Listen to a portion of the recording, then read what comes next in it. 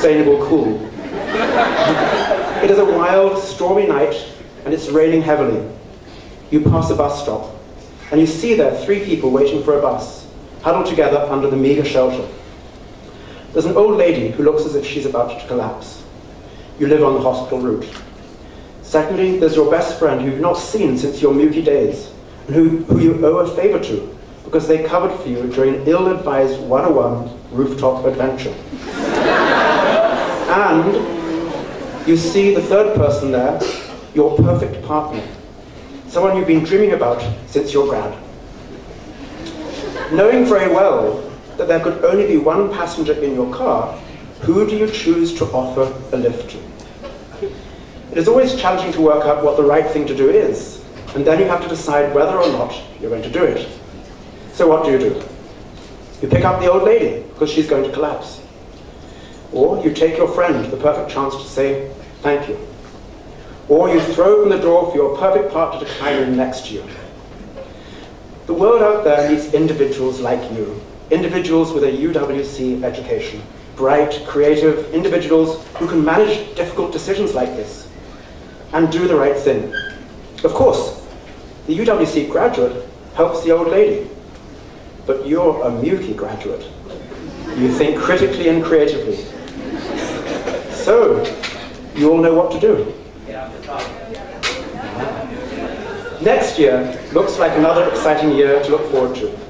We have a great group of faculty arriving from Mauritius, Hong Kong, Israel, Canada, and India with their families. We also have volunteers from Norway, USA, and El Salvador.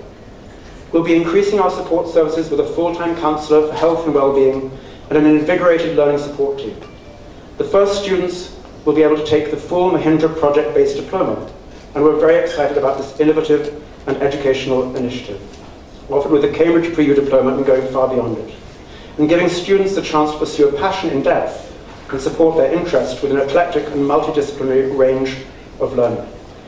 Understanding the human and physical world in terms of systems thinking will be central and an increasing part of our pedagogy.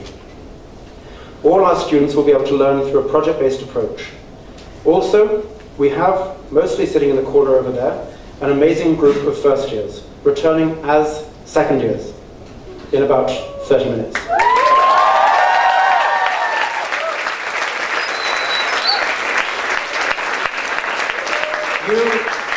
You guys will continue the Muki story, not bound by tradition, not bound by the second years telling you what they think you should perhaps do.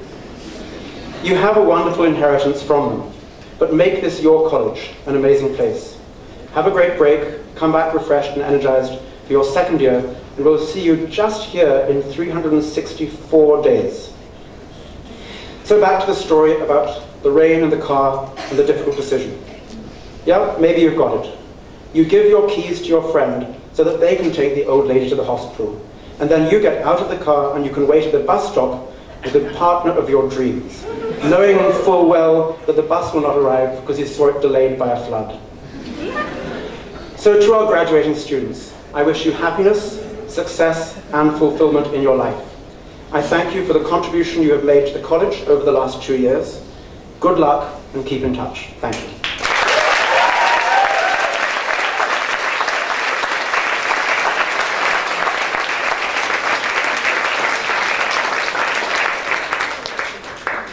So I'd now like to introduce our distinguished guest speaker. Lawrence, it's a pleasure to welcome you back. Lawrence Liang is a friend of the college and has spoken in the first term of the graduates' 2-year time here. His work is relevant to the issues and interests which we have been grappling with over the last 2 years. Based in Bangalore, he is co-founder of the Alternative Law Forum, now 15 years old, and is known for his legal campaigns on issues of public concern. The Alternative Law Forum provides legal support for people marginalized on the basis of class, race, caste, gender, disability, or sexuality. It provides services for people who often have no access to them. Lawrence is a graduate from the National Law School of India. He has a master's from Warwick University and was a visiting scholar at the University of Michigan School of Information. But his learning goes far beyond his formal qualifications. In the May edition of Open Mind magazine, he is ranked in the top 50 public intellectuals of India. To quote from the magazine, Lawrence Liang presents compelling arguments for liberal thought without the moral grandstanding of social glory hounds. Lawrence, we're very grateful for you making the effort to join us on this special day, and we await with interest the words you have for us. Thank you.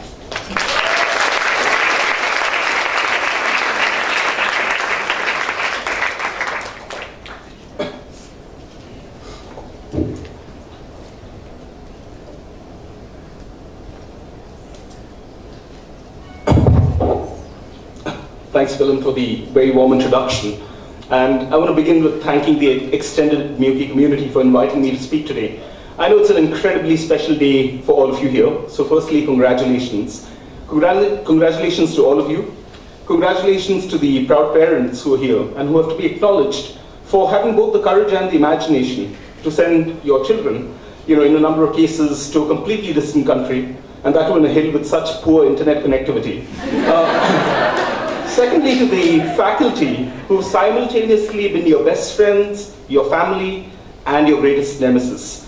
But most importantly, to all of you, the graduating batch of 2015, for the past 2 years, all of you have lived and studied together in a community which is simultaneously extremely, extremely small and extremely large.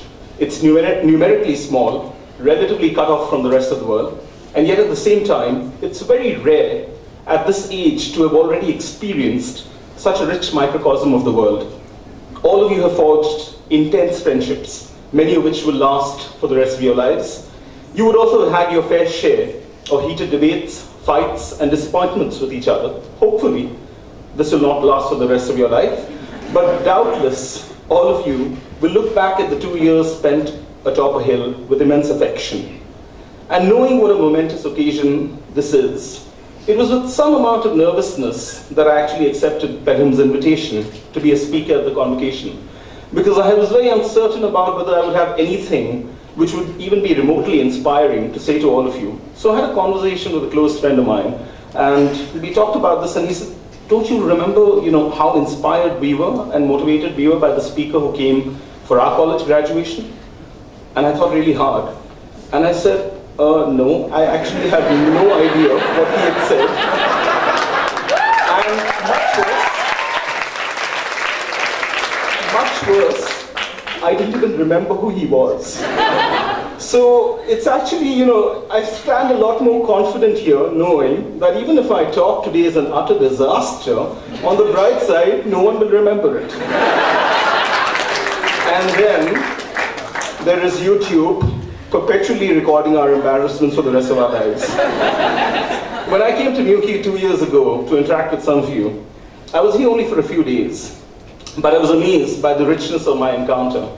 I interacted formally as well as informally with a number of you, and I took back a number of things. I was struck not only by the quality of the education at Miyuki, but also how passionately curious all of you were.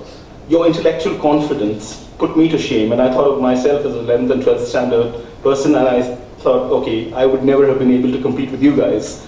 But the intensity of the engagement of the Miyuki community, both in terms of with the world within, but also with the world outside. Of course, we all know, given how small the community in Miyuki is, very often there's a tendency to collapse what's happening in Miyuki to be the world itself, right? So all of you now are at, in a way, a threshold where you move from here into what some may describe as the real world out there. A move which I'm sure is tinged both by excitement as well as uncertainty. Will we ever make friends as close as the ones that we have here? How do we go from a place with 240 people to a college with maybe 10,000 students? How do we take what we've learned here and see it being applied out there? So rather than thinking of this as a speech, I decided to think of this as a set of memos, gentle reminders, if you like, that we write ourselves, which we occasionally look at when in doubt or when in the midst of our new adventures we pine for Miyuki. And I borrowed the idea of the memo from one of my favorite writers, an Italian writer called Italo Calvino. Calvino, just before he died, penned down a set of what he described as 6 memos for the next millennium. He was also writing at a threshold, in his case a millennial one, the 20th century giving way to the 21st. And he thought it may not be a bad idea to list out a few things which would be worth carrying into an uncertain future. And his memos are so wonderful that the first memo that I offer you is entirely a gift from him. And the first memo I offer you is lightness. Enumerating lightness as one of the desirable attitudes to cultivate, Calvino urges us to take things a little lightly as we move into the 21st century, when the entire world, Calvino says, is turning into stone through petrification. We need to recall the myth of the slaying of Medusa by Perseus.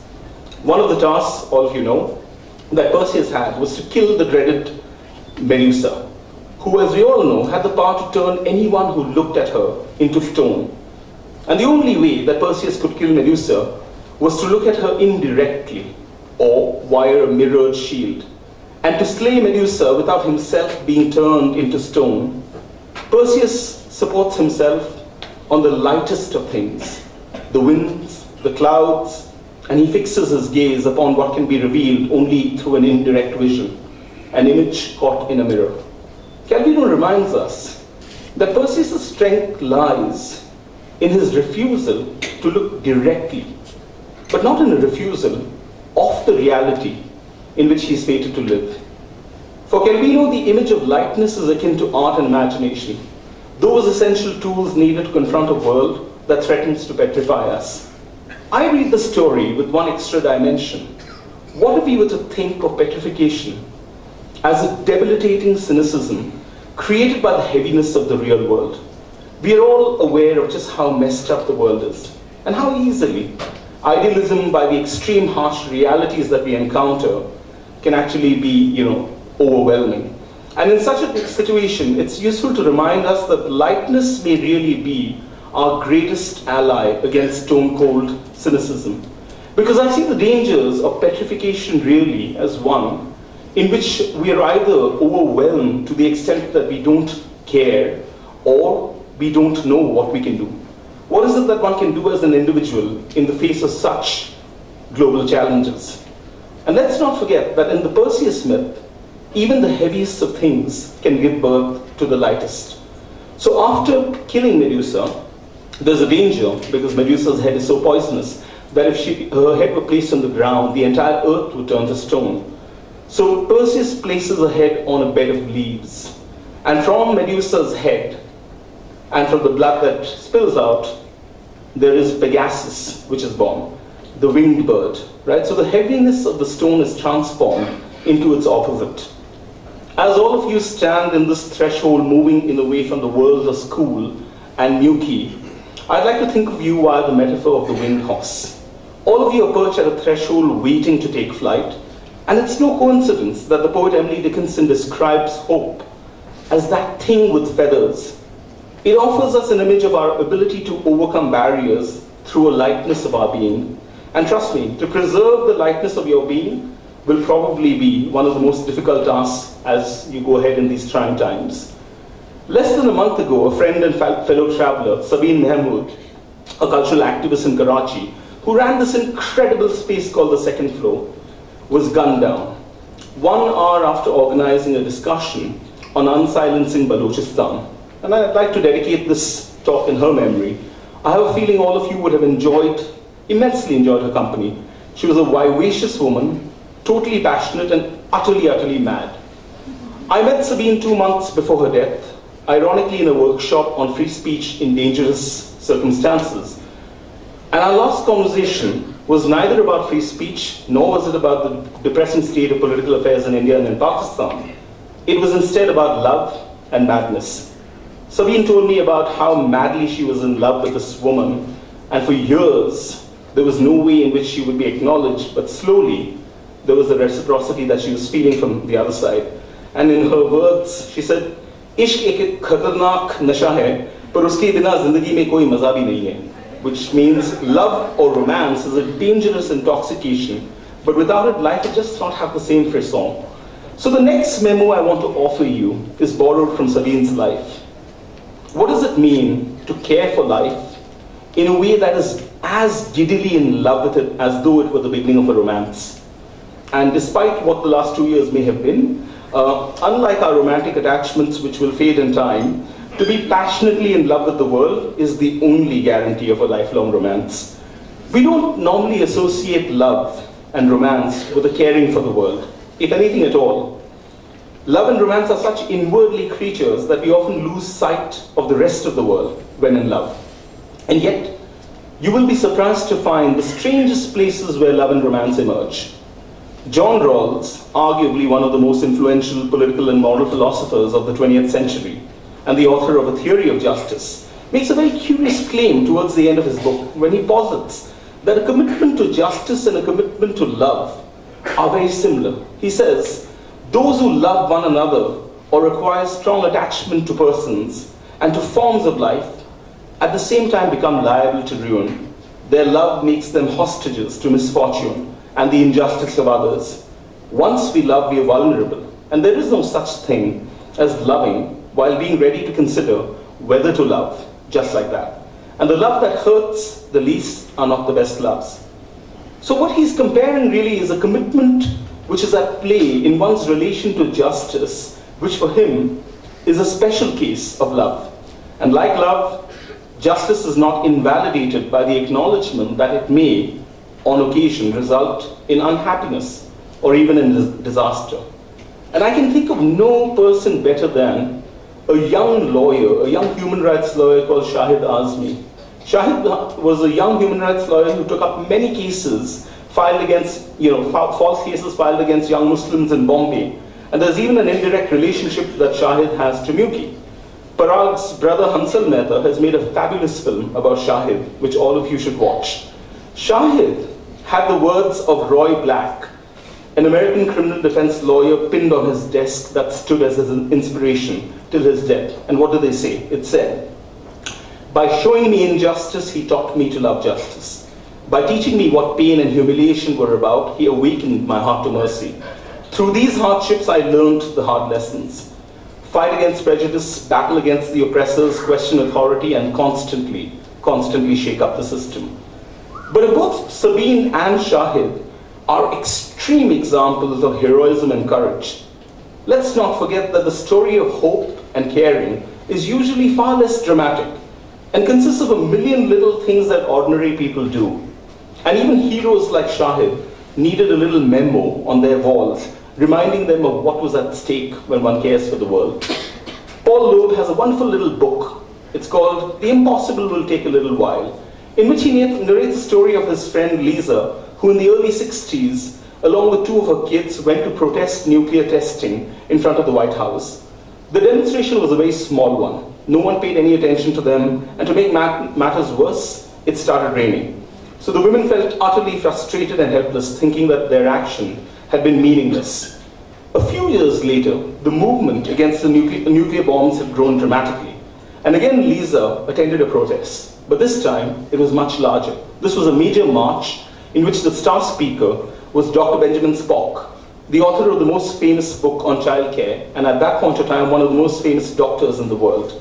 He described what had inspired him to take part in such a public position. And he spoke about how a few years ago, while he was at DC, he had seen a small group of women huddled with their kids in the rain, protesting something.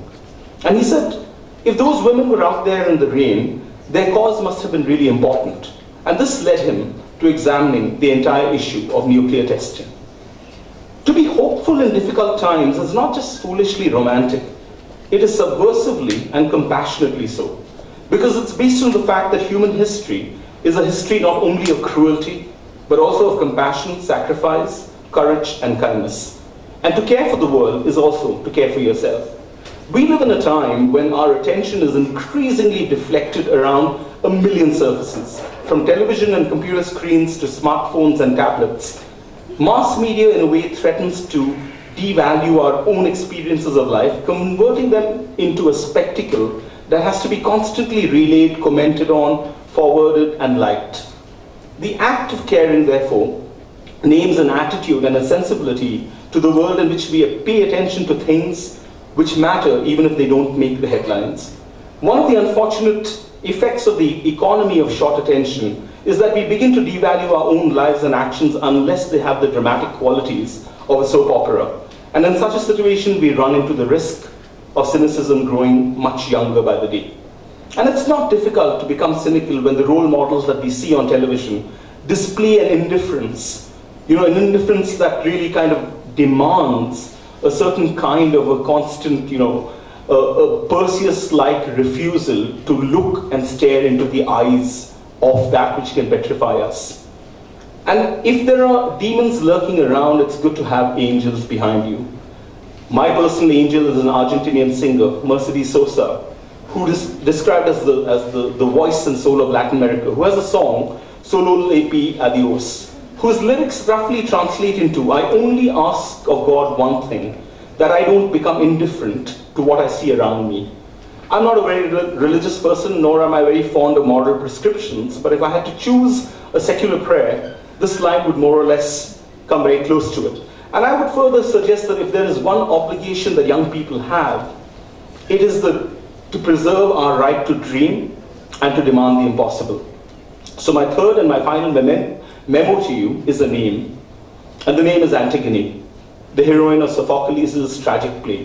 What kind of a name is Antigone, and why does it echo even a few centuries later? As the chorus in the play itself says, Antigone is young, she would much rather live than die, but there is no help for it. When your name is Antigone, there is only one part you can play, and she will have to play hers through the end. As is well known, it's the end of the war. Antigone's two brothers have just died fighting each other, and Creon has decreed that no one will bury Polynices, but Antigone must. Since the laws and commands of Creon do not come from Zeus, and her commitment to burying her brother is far greater than her fear of Creon. And Antigone famously says, I was born to love, not to hate. So every time there is a conflict between what is morally right and morally wrong, Antigone serves in a way as the symbol of the youthful vocabulary that she has provided us, in a way reminding us that every confrontation between justice and injustice, and every confrontation between the hungry dreams of the young and the realism of the aging will have to be fought under the name of Antigone. And let's not be mistaken, Antigone was not born a radical revolutionary. For most parts of the play, she's a very young woman, seemingly immersed in her own reverie, but a reverie that dreams up impossible revolutions. So what if we thought of cynicism as the violation of our fundamental right to dream? What would it mean to assert such a right? As a human rights lawyer, I can assure you that if you pore through any constitution in the world, you will not find the right to dream listed in them. And yet behind most of the cases that we fight, and we lose most of the cases that we fight incidentally, and I swear it's not because we are bad or lazy lawyers, it's because it's very difficult to uphold the right to dream in undreamed